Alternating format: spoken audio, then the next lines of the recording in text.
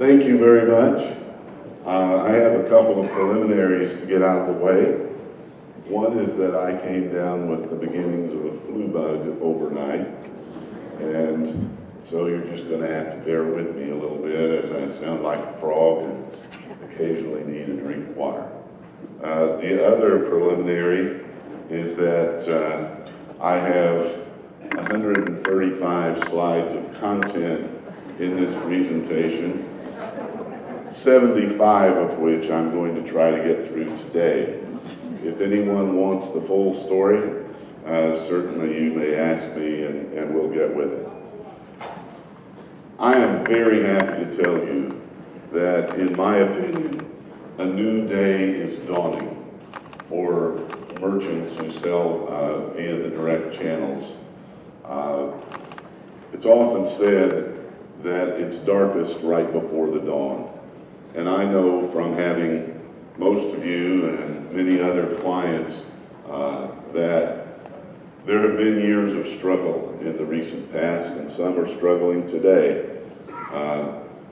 I really believe that technology is advancing and has advanced to the point that we can do new things and do things differently than we have in the past that can usher in a day of more revenue and more profit. But before we get into tomorrow, I'd like to do just a little bit of learning from the past. Direct merchandising has been a part of our country from the beginning. Benjamin Franklin was a direct merchant. Direct buying was a critical part of the migration west in the United States. Farmers like my grandfather bought barns from Sears and Roebuck and everything else that they needed because they were in remote places. And during that era, and really up until a few decades ago, a couple thousand companies in the United States controlled over 90% of the direct shopping that was going on in the United States. Direct shopping grew faster than brick and mortar retail, had average 12% pre-tax profit margins. It was a booming, robust, vibrant business. And then a lot of things changed. And the net effect of that change is that we went from a couple thousand competitors to millions of competitors because of the digital age. That history is a very important one. Many brands have struggled in the high-tech era. Others have continued to prosper. So I'm not going to average it out and say everybody's the same, because across the room, many are very successful, others are doing pretty well, and some are struggling. But one reason that some have struggled is that people have changed. In the upper left, you see my grandfather and grandmother on their wedding day. Isn't she a cute little girl? Look at those curls and those high-top shoes. Was a different world a little over 100 years ago. In the 1950s, it was a very different world, and today we live in a more competitive environment than ever. Another reason that brands have struggled is that the world has changed. Technology has changed. Travel, mobility, entertainment, everything has changed around us. But the biggest change of all is the change I mentioned first, and that is the incredible increase in the amount of competition. To be successful in this highly competitive market, brands need to continue the proven things from the past that are still state of the art, and they need to implement new paradigms, have a willingness to abandon methodologies that have been tried and true in the past but are no longer state of the art. In today's highly competitive world, what exactly is success? I was talking with a client a few months ago, and they said that for them, success was surviving another year. That was probably true for that particular brand. But that isn't the definition of success that I want to talk about today. I want to talk about success in terms of significant revenue growth, good pre-tax profit margin, and a strong, growing customer base. I doubt many of you would disagree that a brand that can say that it has significant revenue growth, a good pre-tax profit margin, and a strong, growing customer base is not a vibrant brand. This is the definition. I'll just pause briefly and say, I believe in shooting for the stars. I tell my staff this frequently. I want to go for the stars. I want to be better than everybody else. I want us to be better tomorrow than we are today. And I want us to go for it. If you do that and you fall just a little bit short, you celebrate your success rather than worrying about the fact that you didn't quite make it to the stars. And I want to encourage every direct merchant to shoot for the stars. Figure out how to do more than grow 2% and eke out a tiny profit and maintain the size of your customer base. So, over the years, and as was pointed out in the introduction, it's now a lot of years, I have observed many brands that no longer exist. Some of those brands came on the scene, flourished, and failed. I've also observed brands that were big names when I started in the business in 1971, and they are big names today, and they have continuously been successful. Some of you in that category are in the room. You know what? There's a difference in these brands. There's differences in the way they operate, the way they think about product, the way they think about offer, and on. So I've evolved this little chart here. I could talk about each box for an hour. We're not going to try to do that. I've evolved this little chart that I call a brand success formula. And it's a formula that, if followed, I believe will lead to more revenue, more profit, and a stronger, growing customer base. Those are the goals. There are some foundation stones, and we're going to hurry through some of this because I have so much content. We'll hurry through some of it. A lot of what I'm going to say is not going to be new to you. I've just gathered it all in one spot.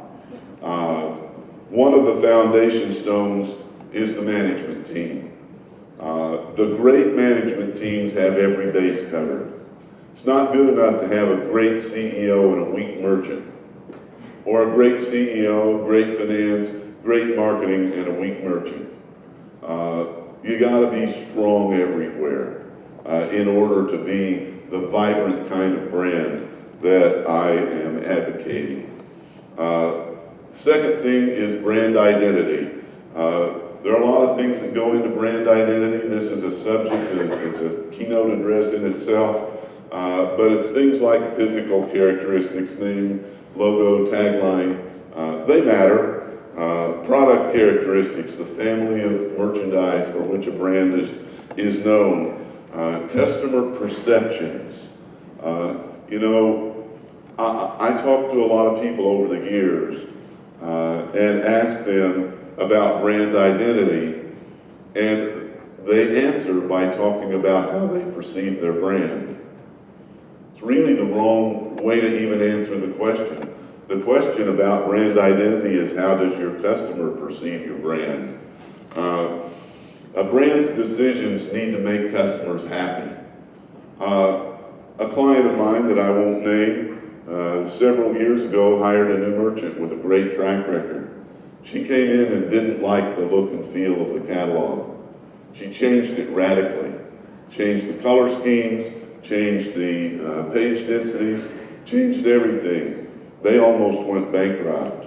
She was a great merchant, but she didn't pay attention to brand identity. Customers migrate to brands that they like. They like the look and feel. And if you change it, you may make them cry, like the lady in the lower right. Another is positioning. Where's your brand positioned in the marketplace and in relation to competitors and so forth? Well, it's positioned, again, where your customers perceive it to be positioned.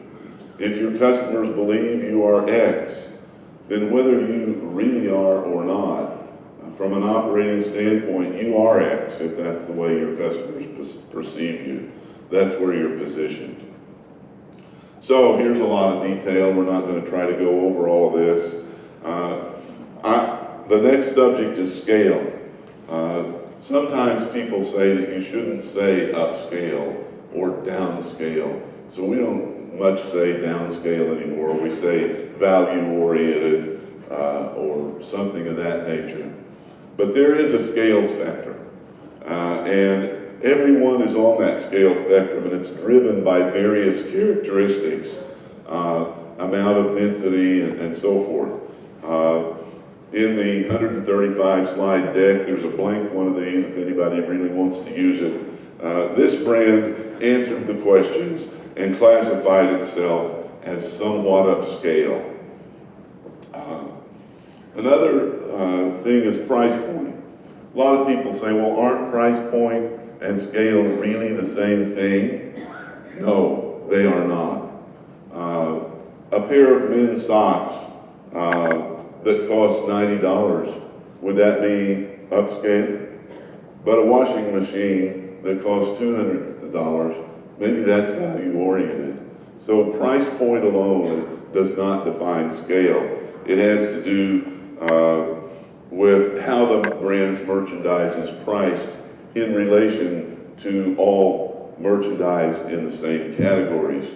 So once you've talked about scale and price point, you can plot yourself on this chart, put 5 stars in the cell that is most appropriate to your brand, and then be careful about how far you reach.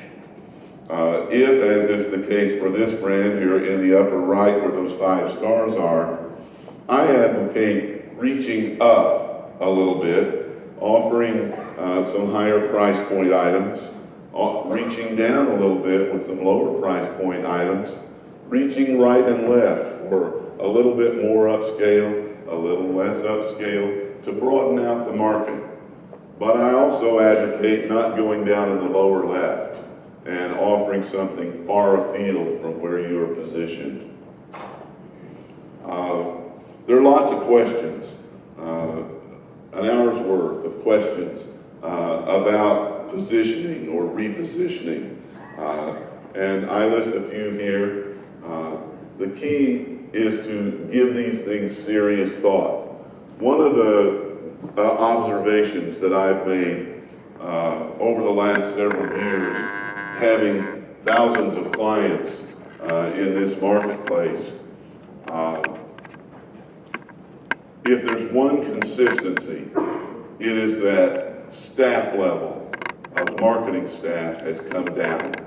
As there have been more and more price pressures, companies that used to have 8 people in their marketing department now have 4. Companies that have had 3 have 2 or 1. And so there's not enough time to even ask all the questions, much less answer them. If your brand is struggling, or if it's performing only modestly, you need to find a Saturday to ask, what are all of the questions we should be asking ourselves, and what is the right answer to those questions, despite the time pressure of the day-to-day. The next subject is peers. There's no doubt that these 5 quintuplets are peers. But what is a brand peer? And why does peer matter? Who are your brand's peers? Do they have to be exactly like you, or just a little bit like you? Most important of all, perhaps, because customers have many choices in our free economy, our competitive environment, you can't change the fact that your customers have many choices about where to spend. How do you differentiate yourself so that they choose to spend with you? These are the important subjects that are addressed in part by, by dealing with peer group. So the first question, what exactly is a peer? A peer is someone who offers same or similar, stress on the word similar, merchandise categories. Not the same items necessarily, but going for the same purchase. The same time when somebody's going to part with some of their money. And they operate in a same or similar position in the marketplace. That's where your most obvious peers lie. Choose a peer group. I have talked many times about peers with clients, and often the conversation goes like this. Who do you consider to be your peers? And person one answers, well, I think it's so-and-so, so-and-so, and so-and-so. And the other person from the same company says, well, I agree on so-and-so, but really I think it's this and this and this.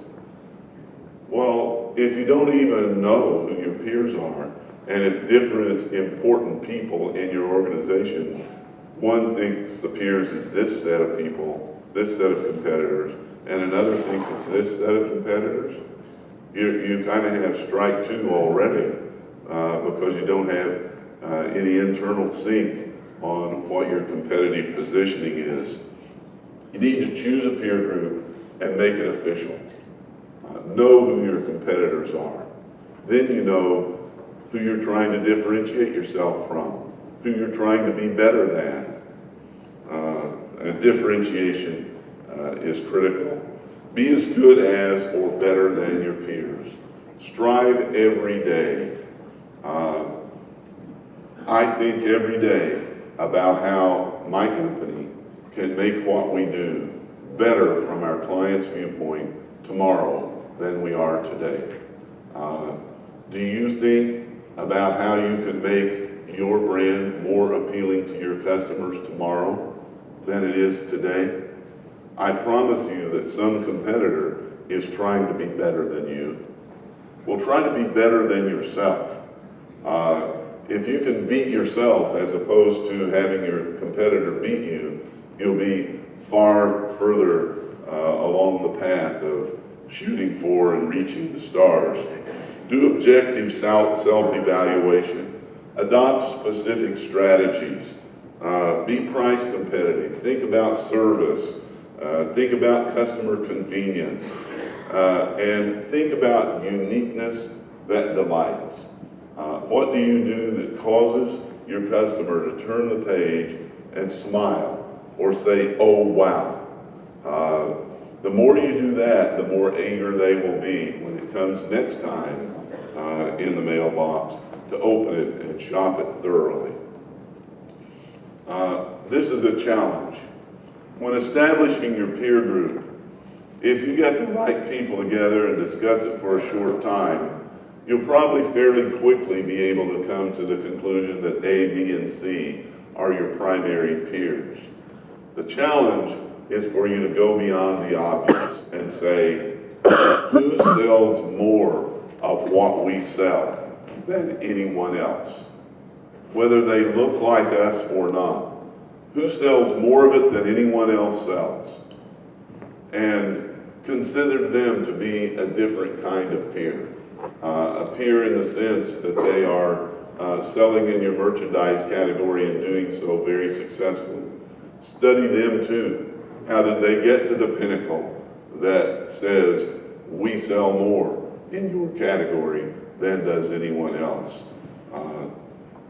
Peer groups are not usually thought of in quite that way. Next foundation stone is offer. I happen to believe that the offer, defined in the broadest sense, is the most important part of success. My company is not in the offer business. I think what we do is the second most important thing, not the most important thing. Several of the speakers at this event have talked about offer in one way or another. They've talked about product development, product innovation. I'm here to endorse what they had to say. The brands that I've observed over the years, they were here in 1971 when I started in this business. They're here today. They were very successful then. They're very successful now. And they have been very successful throughout. Guess what? They have a good offer. It's well defined. They understand what it is. They've positioned themselves well in the market. They've differentiated themselves in various ways so that they become the preferred brand of their customers. They have really focused on making their offer very, very strong. What does offer really mean? It's everything that a brand gives consumers. That may sound like a weird way to define offer, but I really think if you stop and think about it, it's a good way to think about offer. Everything you give customers. When they give you their money, you give them the merchandise, but you give them a lot of other things too. You give them the amount of time it takes to be delivered. You give them the condition that it's in when it arrives. And I could go on and on with things that are part of what you give consumers. All of that rolls together. Loyalty programs, inexpensive or free delivery, quality assurance, maybe a tangible guarantee, convenience, anything of perceived value. And unfortunately, the things that you do that are negative from the customer's viewpoint also roll into this and are part of how they perceive your offer. Focus on making your offer very appealing to a prime target audience. Prime target audience is a term that I'll use throughout the presentation, and we'll talk about it more as we go.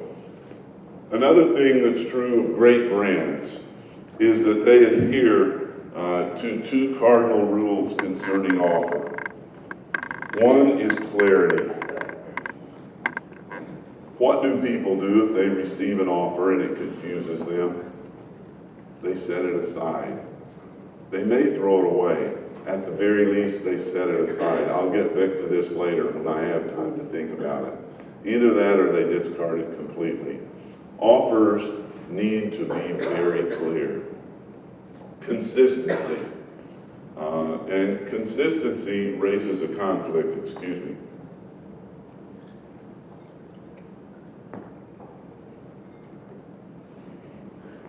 Consistency raises a conflict that we'll talk about a little bit more.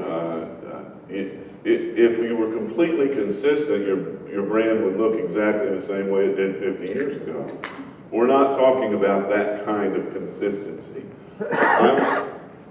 I'm advocating consistency that maintains appeal to the same target audience. The audience may change, tastes may change, trends may change, but you must consistently appeal to a well-defined target audience. Here's a chart. There have been various variations of this chart. You've probably seen it many times before. The difference, if there is one, between my chart and others is it has a little slogan on it. A great brand is very good at everything. A lot of times, companies fall into being really good at this, really good at this, really good at this, really good at this, and not very good at all at this. That's not a great brand. Great brands are very good at everything. And all the little type that you probably can't read in this chart are short words of all, not all by any means. Many of the things having to do with identity, offer, and position, for example, that have to do with having a great offer, great identity, great positioning, and so forth. I believe that offer, position, and identity are about 50% of the direct merchandising success formula. Now, if we go back to school and we're in algebra class and we score 50%, what is our grade? So you can be the best in offer and identity, and if you aren't good at the other things, you won't do well. But the inverse of that is also true. It doesn't matter how good you are at marketing and styling and creative and copywriting and photography if your offer is weak. So stress on offer. Moving to persona. These three people are exactly alike, right? Exactly alike. They all like the outdoors. They're exactly alike. No, personas, do a survey and they'll come to the box on the survey, outdoors. Well, the farmer will check it, the girl who loves the beach will check it, and the backpacker will check it. Not everybody who likes the outdoors is alike. And whatever your category may be, the same thing is true. Persona has to do with everything about a person, not one thing about a person. What do they buy? How much do they spend? Where do they live? On and on and on with questions about persona. I strongly encourage you to identify and name a persona for your brand, possibly more than one persona. This is Barbara. Barbara is 57 years old. She's the daughter of a wealthy Texas cattle rancher. This is Bubba. Bubba is loyal and loving. Bubba exhibits all the sensitivity of a Tasmanian devil. This is Harold and Ruth. They live together in the house that they bought 56 years ago. As I go through those, and I'm not going to read the whole thing, but as I go through those, you can immediately begin to associate what brand that persona might be well served by. What is your persona? The key point here is that customers are not all exactly alike, but merchants should have a clear persona in mind, and marketers should too. Marketers and merchants pursuing the same persona will lead to better synchronization and better results. Now I'll talk briefly about the subject of do's and don'ts. Do you have rigid rules at your brand? Things you always do, things you never do? You probably should. It may be a short list. It may be an obvious list. People may have gotten it by osmosis, but there should be do's and don'ts. I'm not going to run through this list of do's and don'ts, and it's just an example, not appropriate to every brand. But you either do or don't have a lot of white space on your pages. You either do or don't slash your prices with red and put a lower price in red ink. There are a lot of things that you either do or don't do.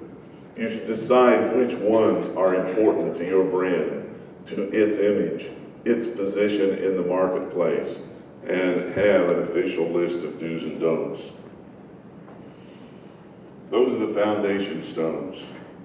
The land, the sea, the sky, each is different, but they blend together in perfect harmony, like marketing and merchandising. I saw a couple of smiles when I said that. I had a very large brand, one familiar to all of you, I'm sure, in my office perhaps a year ago. And I asked, how often and in what manner do you coordinate with the merchandising team? They all burst out laughing. And one said to another, do you even know who they are? That's extreme. But how well, I ask you the same question, how well and in what manner do your marketing and merchandising teams coordinate with each other? The merchants choose what you're going to sell. The marketers choose who to sell it to. What's going to happen to the brand and its bottom line and its ability to grow if those two are not in sync? Are they going to get in sync automatically? Probably not. It's going to be intentional that marketing and merchandising are in sync. Senior management needs to make proactive efforts to assure that marketing and merchandising are in sync with each other, and conduct regular meetings. I'm not talking about daily meetings. Maybe they're quarterly meetings, but regular meetings where the topic is synchronization between marketing and merchandising.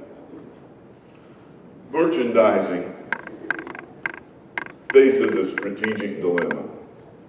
I've never heard this presented as a strategic dilemma before. Most of you probably know about this subject. Merchants should not change the brand too quickly. If you change the brand too quickly, something happens like what I described earlier with the company that hired a new merchant who came in and changed everything and almost destroyed the company. But merchants should change merchandise often. We all know that new in our catalogs is important. If we don't offer things that are new and different, our best customers who've seen it all before and again, and it's the same old thing, to some degree are going to lose interest. So we have this strategic dilemma. Change, but don't change.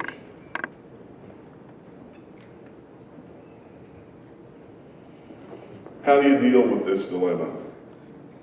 The first step is strategy, thought, and communication. Recognize that this is a dilemma. You have to change, but you have to stay the same so that you don't move away from your marketplace. Talk about the contradictory goals. Make assessments of whether the pace of change is too fast, too slow, or just right. Absolutely avoid change for the sake of change. I won't name names, but some of you operate brands that have been very, very successful for many years. And if we got the current issue of the catalog and we got an issue from 30 years ago, we can see some very strong similarities in what the merchandise categories are, what the subcategories are, and on and on. Change is a good thing, but never change for the sake of change. And focus on those foundation stones. The second is know how your customers spend their money. They don't spend all of it with you. I don't care whoever here operates the biggest, most successful brand. Your customers don't spend all of their money with you. They spend it in a lot of other places as well. Learn how your customers spend their money beyond how they spend it with you. This slide is one of my favorites. It's all cluttered up, which isn't bad for a geek. But as you can see, it spells the word profit.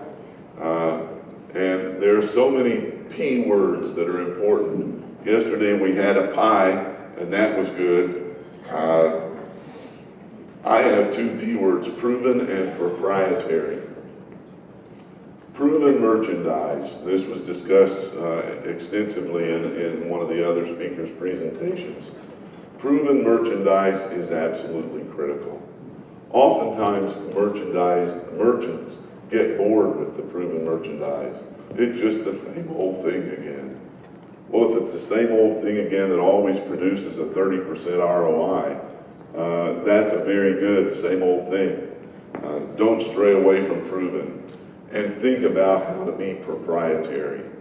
What do you sell that the customer cannot buy that specific item any place except from you? Proprietary is very important to some of the very most successful brands. This is leading up to being a stream of things to be sure your merchandising team is doing. Looking for proven merchandising, being sure it's in the book. Working on proprietary merchandise, bringing it to market at whatever pace your brand can afford to fund. Another is related. What are the companions to your proven merchandise. To keep it simple, let's say that you sell a letter opener, and the letter opener is a staple. Well, a stapler is related to the letter opener. So is a paperclip puller. Well, do you sit down and say, okay, this is the list of our 100 most successful proven items. What is related to them? You should. Ongoing. Ongoing is ongoing updates to the same thing. It's still a letter opener, but it's a better letter opener. Instead of being the long blade, it's now the new one that has the little point that you slip in. It's both letter openers, but ongoing evolution of the same thing. Friends, new items in proven subcategories. You sit down with all of the subcategories that you sell and say, what's new in this subcategory? What did you see at market in this proven subcategory that's good for us? You should. Improved. It's not really the same thing anymore. Frank talked about ways to take something you've sold before and improve it. Do that. And then T is totally new. One of the hardest things that I think brands do is decide what to offer that's totally new. The key to this, in my opinion, to having a high success rate with totally new is to know in advance that you're going into something totally new that your customers buy somewhere. You've never offered it, so they certainly didn't buy it from you, but they buy it somewhere. So this is a bit of a silly slide, but I'm going to overdo it by reading this just because I think it is very, very important. If you want to hold someone's hand, it's a lot easier to do if they're standing still or walking slowly and reaching out to you. That's the key here. Merchandise and creative should walk slowly, change what is offered and how it is presented gradually, solely for the purpose of making the offer more appealing to a well-defined prime target audience. The items that merchants choose and the way artists and copywriters present them should reach out to marketing, saying, here I am, I'm good, I'm consistent, you can count on me, I'm in perfect sync with you, I'm perfect for the people that you've told me that you want to introduce me to. Please deliver me to them. Do you have that kind of synchronization between marketing and merchandising? I see it in the most successful brands that I have worked with over the years. I could talk a long, long time about merchandise analysis. I am a bit of a geek, so I really get into it. I originally had like 15 slides on merchandise analysis. I've cut it way back. This slide simply says, excellent merchandise analysis may consider opinions, such as the opinions here from Sam Walton and L.L. Bean, who certainly matter. But merchandise analysis strongly favors facts. The key merchandise analysis question, in my opinion, is how did each item perform when offered to the brand's prime target audience? That's not the same question as how did the item perform in our last campaign? What if in the last campaign, a third of the audience to which the catalog was delivered produced really bad results? You want to base your merchandising decisions on the preferences of those people that you're not going to market to anymore? That's what most everybody does. They do their merchandise analysis to the entire audience to which they circulate. I advocate doing your merchandise analysis to a prime target audience so that you draw closer and closer and closer to serving the needs and wants of that audience. There are a lot of ways you can look at merchandise analysis in terms of what is the key metric that we're analyzing. Is it units sold? Is it total dollar volume? Or what? I believe that item contribution ROI is what you ought to be looking for. So, making merchandise decisions based on analysis of the right audience requires a paradigm shift. You have to look for whether or not you're reaching a desirable audience and what kind of long-term value it creates. I have in my pocket a $50 bill, which I would like to exchange with the first person who will bring me $30 for it. Well, is anybody willing to give me $30 for this $50 bill? Surely someone would. Hurry, hurry, we don't have a lot of time. Who will give me $30? Who will give me $30? Who will give me $30? Oh, no, you don't. Oh, no, you don't. $30. Okay. Okay. So, I don't have that test. what's the ROI here? What's the ROI? For you or him? 40%. 40% ROI. Is that good? Yeah. What's the other ROI? I had an ROI too, didn't I? Was my ROI good? I had a lousy ROI. That's okay.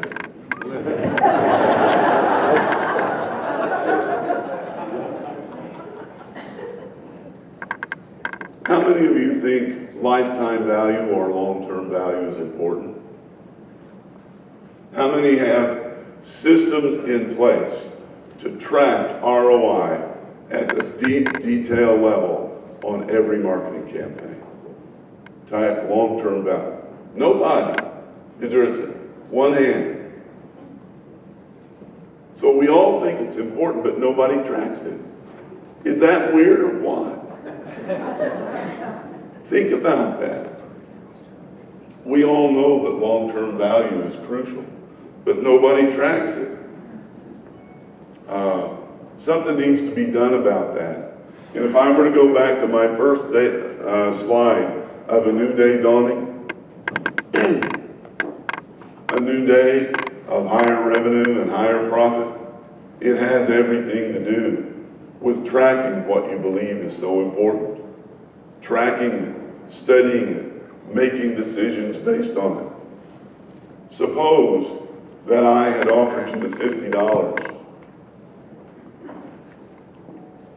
but you had to give me your $30, and I give you the $50 1 year from now. If you trusted me, is it still a good ROI? It's still a very good ROI, even if the return had not been instant. Still a very good ROI. Better bottom line requires a paradigm shift.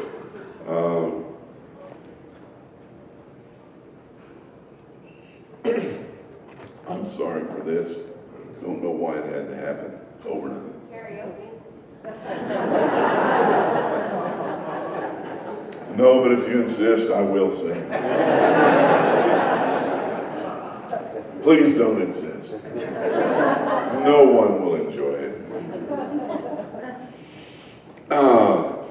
Before I go into more of the geeky stuff, I want to salute something that is very, very important. Great merchants are in many ways the heart of a merchandising brand. They have this eye for things.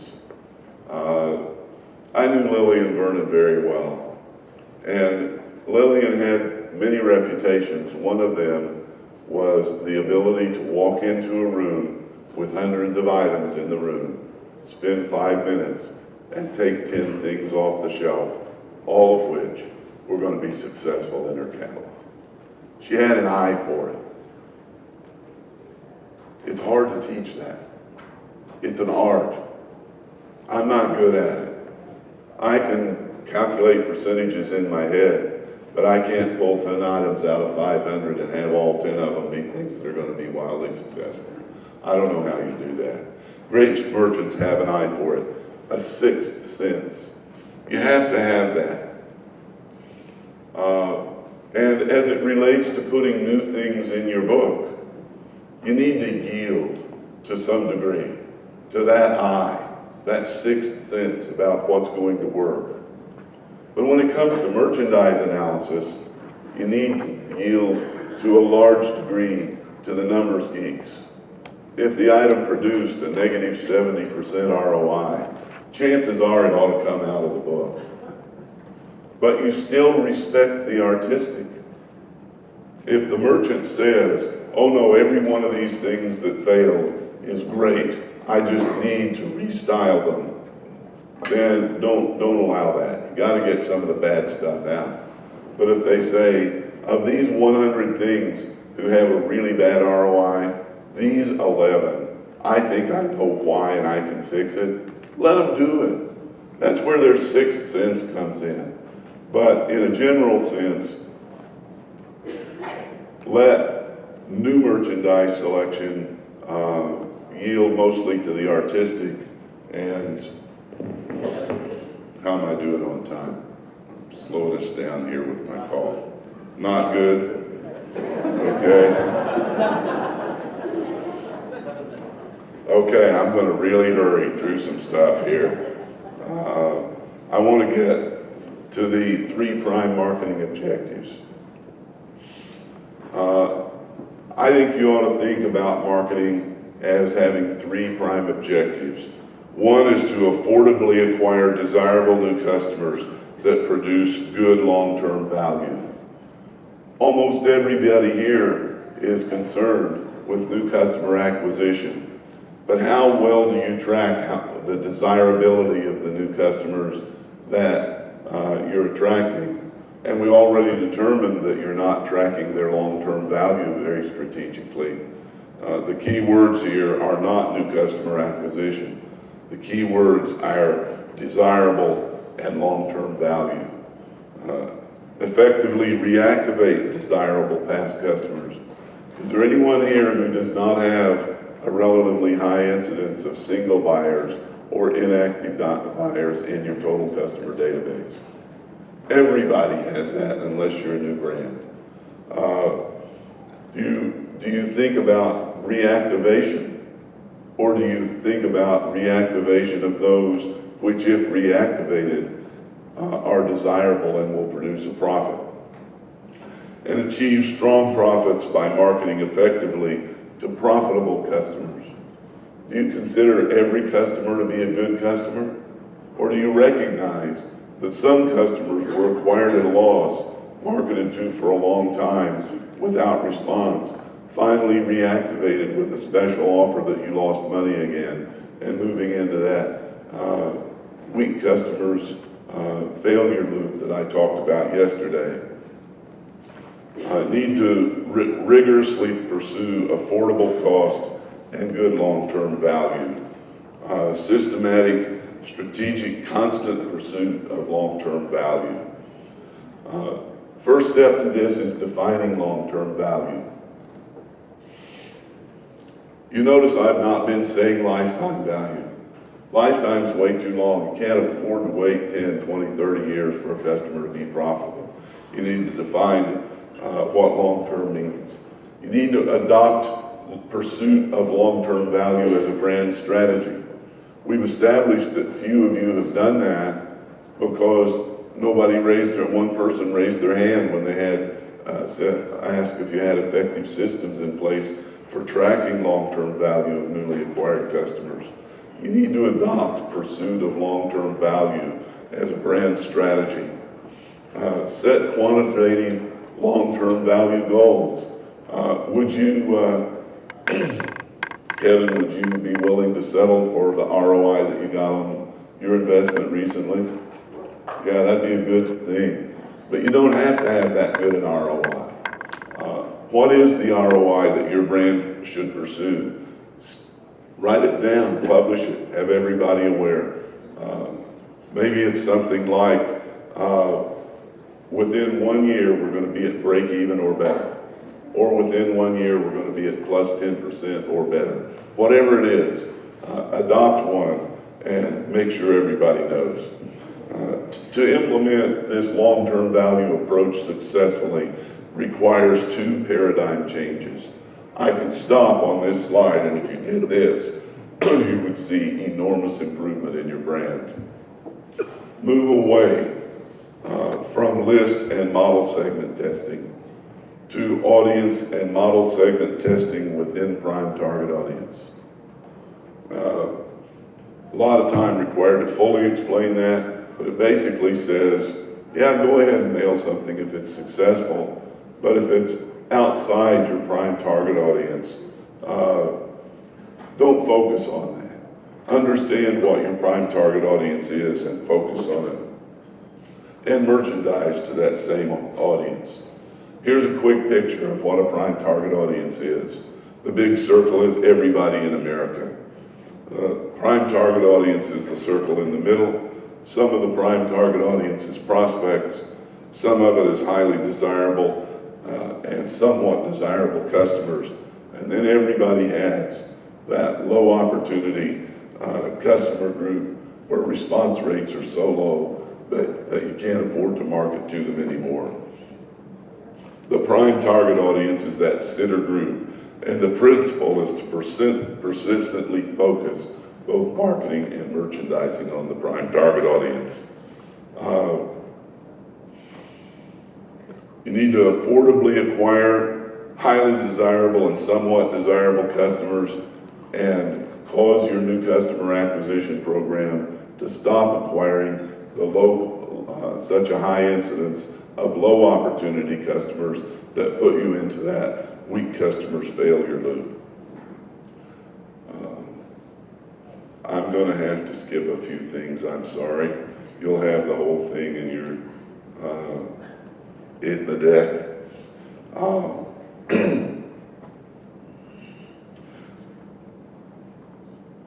Okay, so this is a bit of a wrap-up. Adopt prime target audience as a key brand strategy. Be very serious about attracting the right customers in the first place. Stop marketing to the low opportunity customers and create focus in marketing and merchandising. Here's how you create the focus. First, know who your prime target audience is at a very comprehensive level. Consistently market to them, consistently merchandise to them, and engage in what I call pervasive exposure. You need to be top of mind. When Susie thinks, oh, I need a fill in the blank, have Susie immediately think of you. You can't do that by marketing to Susie twice a year. If your brand is going to be top of mind for Susie, she's going to have to hear about you more often than that. Special treatment. What can you do that's special? Let's suppose you have a customer that spends $1,000 a year with you and you mail her a catalog 14 times a year. Could you afford to do something that cost you $20 for Susie? Yes, you could. Something. My wife used to shop occasionally at Nordstrom. Not very often. She got a letter from the president of Nordstrom. And in the letter was a $50 Nordstrom gift card. He didn't ask her to come to the store. He didn't mention what they had for sale. He simply wrote to Linda and said, "Dear Linda, thank you very much for shopping at Nordstrom.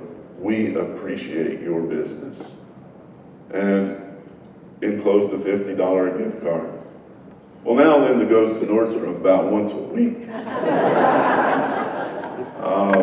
They did something special for Linda and earned a loyal customer.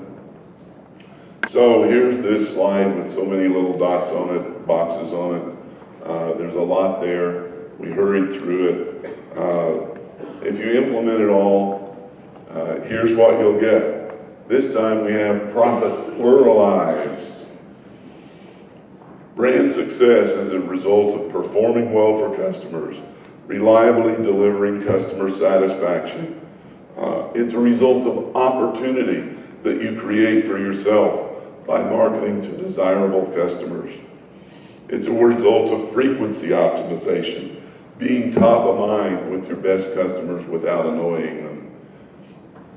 It's a result of intentional focus on long-term value. This one, intentional focus on long-term value, may be the single factor that more brands are missing than any other. And we proved that by the show of hands earlier. Tantalizing merchandise that stimulates demand and service beyond the expected. I finished more or less on time.